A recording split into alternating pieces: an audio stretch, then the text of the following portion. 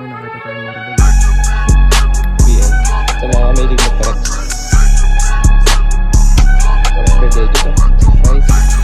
What's up mga kalakbay, for this video samahan ninyo ako sa aking paglalakbay dito sa Depresent, kung saan maghahanap tayo ng vintage clothing dito. At syempre sa mga gusto ng mga ganong collection, just PM, maghahanap tayo. Ito, solo tayo para makapagpamili tayo ng mga gandang brand. And malapit na naman, halos 5 minutes yung nakita ko sa Google. Marami dito, halos 5 store na pupuntahan natin. Pero yung isa sarado, yung top 1. Bukas pa sila mag-o-open. Dito ang tahimik ko. Update Tuesday 2 PM ng hapon. Dito sa Depresent, just PM. Fest next month. Sa mga taga Budapest dyan, big shout out sa mga bagong followers natin. Thank you sa suporta.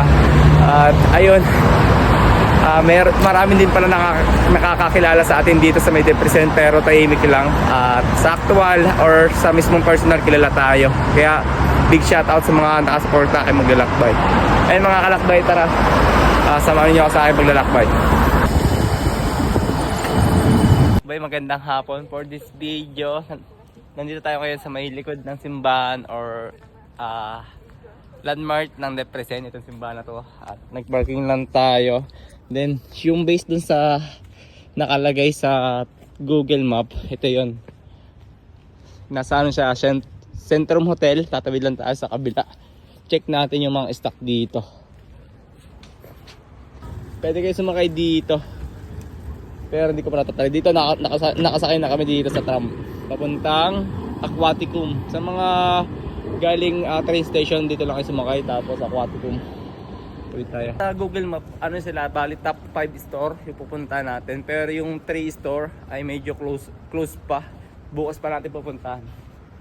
Ito lang yung simbahan sa mga gusto na bumistin dito. And yan, dito kami natambay pag gabi. Tapos ito yung vintage fashion. Check natin kung anong stock.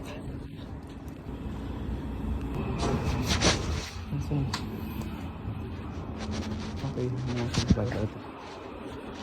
Verset 25 24.